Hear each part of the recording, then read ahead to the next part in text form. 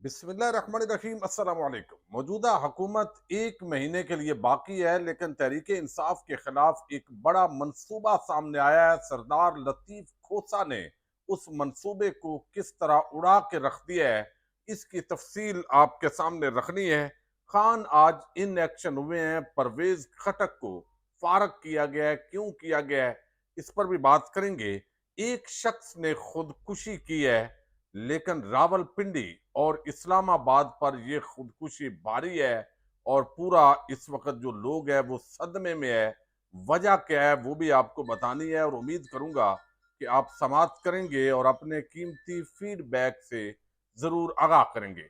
पाकिस्तान के अंदर इस वक्त गुर्बत, बेरोजगारी और जिस तरीके से मुआशी बदहाली है, ये तो हम रोज इसको डिस्कस करते हैं, लेकिन बड़े शर्म का मकाम है कि हम जो पाकिस्तान के अंदर जिस अंदाज के अंदर रह रहे हैं, हुकूमतें आती हैं जाती हैं, लेकिन गरीब आदमी हमेशा पिस जाता है।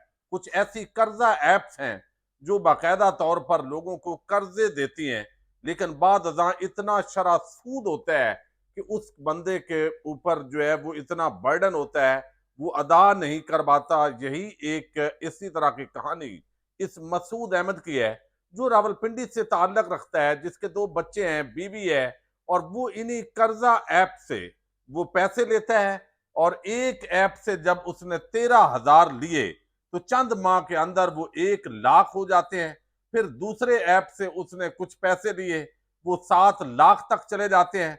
फिर उसको कॉल आती हैं और कॉलें करके वो लोग धमकाते हैं, पुलिस जो है उसकी धमकियां देते हैं।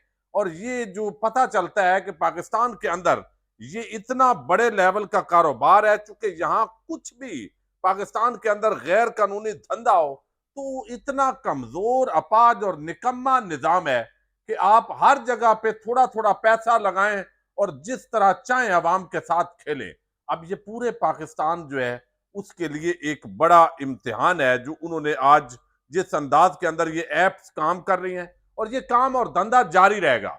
अब इस पूरे मामले के अंदर बाकायदा एक रिपोर्ट जो है बड़ी जबरदस्त दी है उर्दू न्यूज जो है उसने, बशीर चौधरी की बड़ी अच्छी ये रिपोर्ट है, जिसके अंदर उन्होंने बताया है कि वो जो उनका आखिरी ऑडियो पैगाम आया, तो उसने ऑडियो पैगाम के अंदर तो कहा मसूद अहमद के, ना मैं आपके काबिल हूं ना बच्चों के। आप अंदाजा कर लें, एक जवान आदमी जो कर्जों के अंदर जकड़ा गया, जो सूद जैसी लानत का शिकार हुआ, और चंद हजार रुपया जो बंदा 13,000 या 20-40 हजार कर्जा ले रहा है और ब्लैक मेल हो रहा है, तो आप अंदाजा करें कि वो शख्स जो है वो कितनी मुश्किल का शिकार होगा।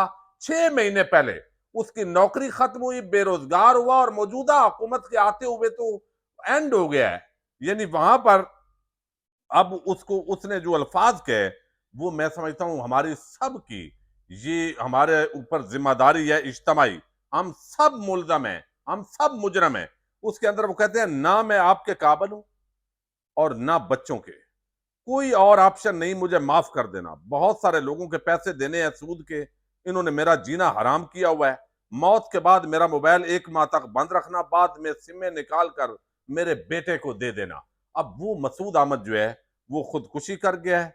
2 ऐप से उन्होंने कर्जा लिया, और अब ये जो ऐप्स हैं ये किस तरह तकरीबन 1 अरब से ज्यादा इन्होंने कर्जे दिए हैं पिछले महीने जो साल के अंदर। और बताया गया जो फैक्ट एंड फिगर आया है, 52 लाख सार्फिन जो है वो उनसे इस्तेफादा किया है। 1 अरब 12 जो अरब हैं, 112 अरब रुपए ये कर्जे दिए गए हैं मुख्तलिफ ऐप से। और SCCP से रजिस्टर्ड कंपनी होना जरूरी है, लेकिन ज्यादातर गैर कानूनी, गैर आईनी तौर पर जो रजिस्टर्ड इस वक्त जो ऐप्स हैं वो काम कर रहे हैं। वो डाटा लेते हैं, एक्सेस लेते हैं फोटो पर, रिश्तेदारों के जो फोन नंबर हैं वो लेते हैं, फिर वो ब्लैकमेल करते हैं, फिर तस्वीर सब कुछ उस बंदे का उनके पास चला जाता है। और उनमें ज्यादातर जो ब्लैक मेलर हैं वो बैरून मुल्क बैठकर ऑपरेट कर रहे होते हैं। और इस तरीके से कई जाने जा चुकी हैं, लेकिन हुकूमत, वो पिंडी हो, वो इस्लामाबाद की हुकूमत हो, कोई टस से मस नहीं होगा। पूरे पाकिस्तान के हालात इसी मसूद अहमद की तरह जो है वो गरीब लोगों के हालात हैं।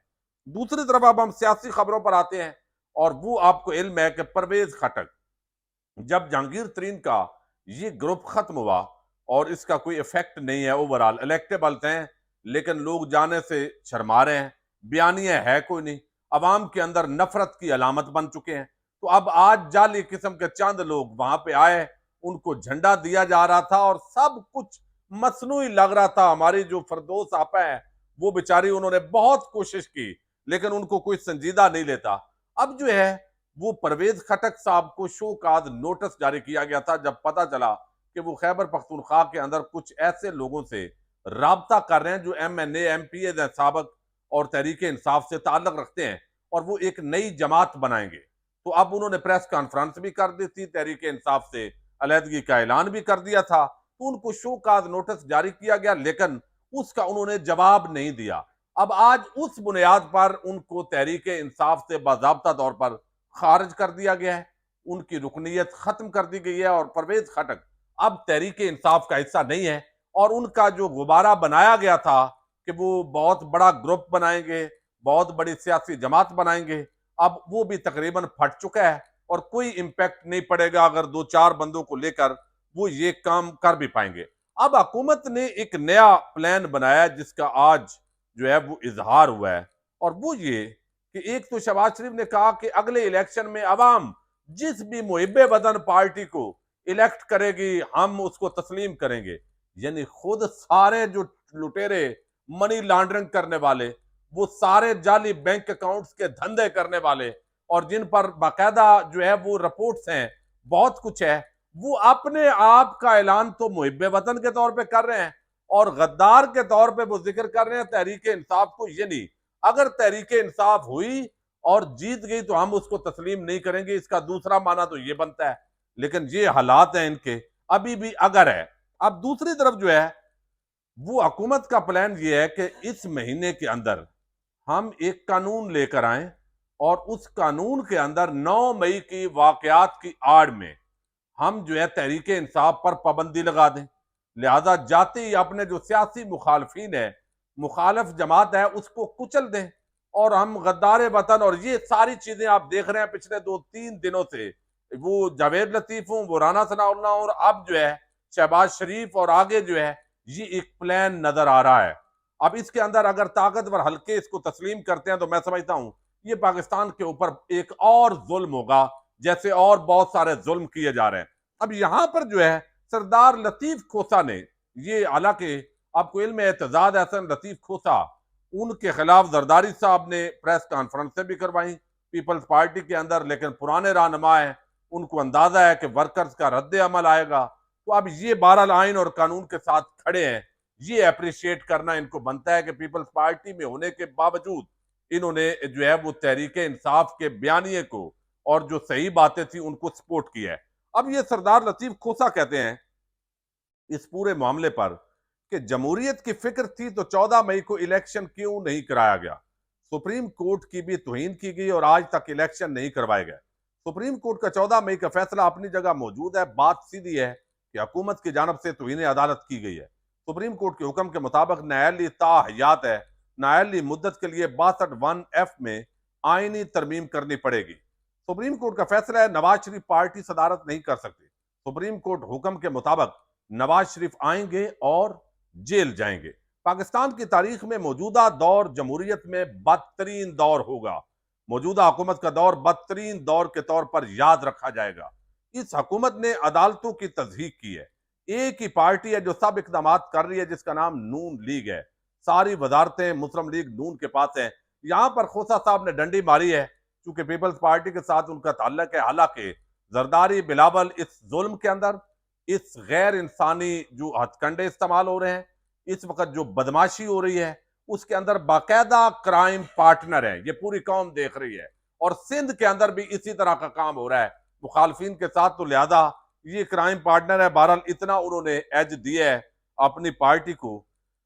वो कहते हैं कि यहाँ पे पार्लियामान में राजा रियाज की फ्रेंडली अपोजिशन है। राजा रियाज कहते हैं आइंदा इलेक्शन नून लीग के टिकट पर लड़ूंगा। तो यानी एक ऐसा मसखरा आदमी इस वक्त अपोजिशन में है जिन्होंने अगली निगरान हुकूमत में वजीर आजम ने और अपोजिशन लीडर इन दोनों ने फैसला करना होता है, निगरान वजीर आजम और काबीना का। तो अब ये आप अंदाजा करें कि वो जिस बंदे ने अपोजिशन का किरदार अदा करना है, वो अगला टिकट के लिए दरखास्त दे के बैठा हुआ है नून लीग को, तो वो एक ही है।